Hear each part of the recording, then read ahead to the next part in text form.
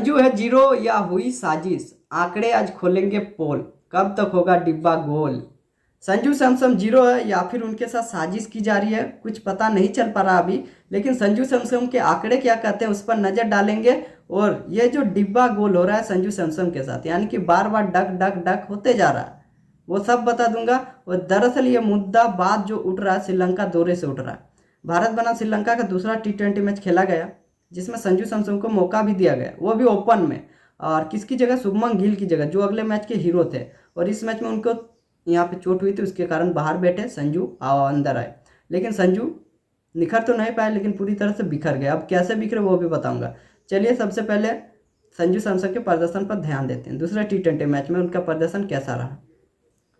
Sri Lanka versus India second T20 में Sanju Samsung का प्रदर्शन। संजू सैमसंग 0 रन, 1 बॉल, ना ही कोई चौका है ना ही कोई छक्का है। देखिए भाई, ये प्रदर्शन है संजू सैमसंग का।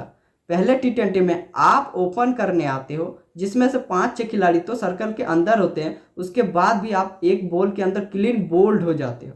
ये नहीं होना चाहिए था।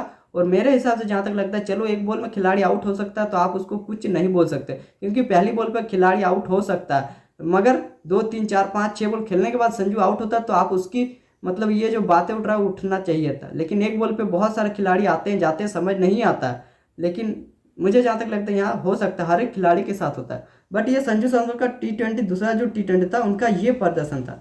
अब उनके आंकड़े क्या कहते हैं वो जान लीजिए। पिछले 5 T20 में संजू सैमसंग का प्रदर्शन, पहला मैच 0, दूसरा मैच 12 रन नाबाद है, तीसरे मैच में भी 0 है, चौथे मैच में 58 रन है, पांचवा मैच में 0 रन। तो भाई पिछली 5 इनिंग आप देखो संजू सैमसंग के यहाँ पे T20 के 3 डक है, जिसमें से भाई साहब अगर 5 मैच में आपके 3 डक हो जाए और एक 50 है और एक 12 रन नाबाद है, मतलब ये परफॉर्मेंस बयां करता है कि संजू सैमसंग का प्रदर्शन और उनके साथ किस्मत बदकिस्मत चाहे आप कुछ भी बोल लो, क्या खेल खेल रही है भाई। और इसी बंदे के साथ ऐसा हो रहा है, क्या पता अब जो संजू सैमसंग थर्ड T20 में मौका मिलेगा या नहीं पता मुझे। बट संजू सैमसंग का क्या ही होता है, एक अलग चीज़ होती है। बट चलिए अब ये दोनों की बात हो गई। यहाँ पे डिब्बा जो गोल होने का कारण था यही था, 5 मैच में 3 डक, यानी कि डिब्बा गोल गोल गोल। अब चलते हैं पूरे आंकड़े। T20 में करियर कैसा रहा संजू सैमसंग का इंटरनेशनल में। पिछले 5 T20 में संजू सैमसंग का प्रदर्शन, वह ये तो बता दे। वेल आप चलते हैं T20 में संजू का प्रदर्शन।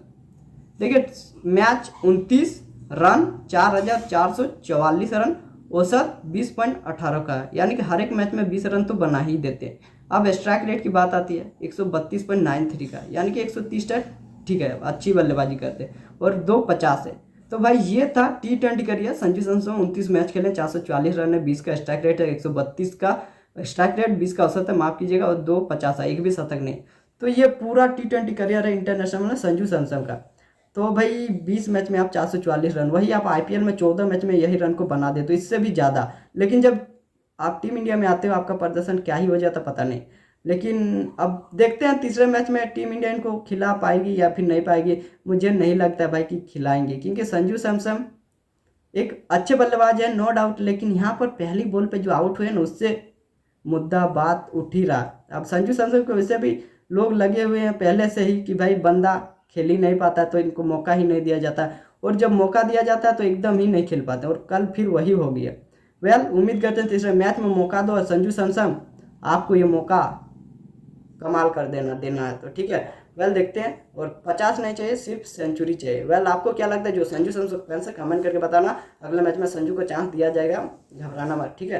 बाकी चलो मिलते हैं अलग वाले वीडियो में, तब तक के लिए जय हिंद, टाटा बाय बाय।